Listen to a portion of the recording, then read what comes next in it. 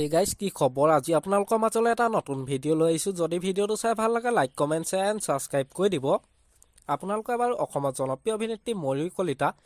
ভাল খবৰটো বাৰু পাইছেনে অসমত জনপ্ৰিয় অভিনেত্ৰী ময়ূৰী কলিতা বিবাহপাশত আবদ্ধ হ'ব ওলাইছে আপোনালোকে বাৰু জনপ্ৰিয় অভিনেত্ৰী ময়ূৰী কলিতা অভিনয় চাই ভাল পায়নে তলত কমেণ্ট কৰি জনাবচোন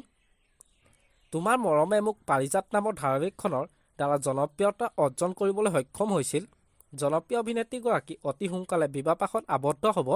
আৰু অন কেমেৰাতে তেওঁলোক আগবঢ়ালে প্ৰেমৰ প্ৰস্তাৱ এই প্ৰেমৰ প্ৰস্তাৱ কোনে আগবঢ়ালে সকলোবোৰ জানিব পাৰিব গতিকে ভিডিঅ'টো শেষলৈকে চাই থাকিব জনপ্ৰিয় অভিনেত্ৰীগৰাকী অতি কম সময়ৰ ভিতৰতে সফলতা অৰ্জন কৰিবলৈ সক্ষম হয় বহুকেইখন ধাৰাবাহিকত অভিনয় কৰাৰ লগতে অসমীয়া মিউজিক ভিডিঅ'টো অভিনয় কৰি দৰ্শকৰ মন জয় কৰিবলৈ সক্ষম হৈছে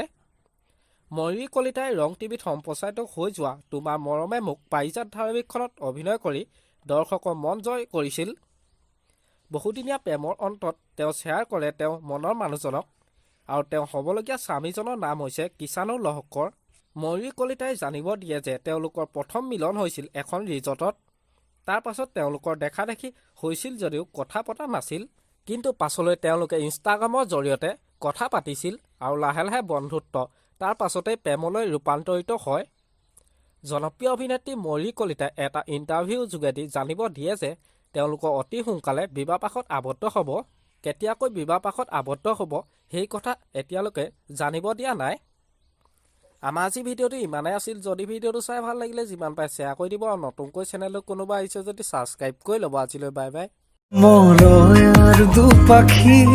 মোৰ মনৰ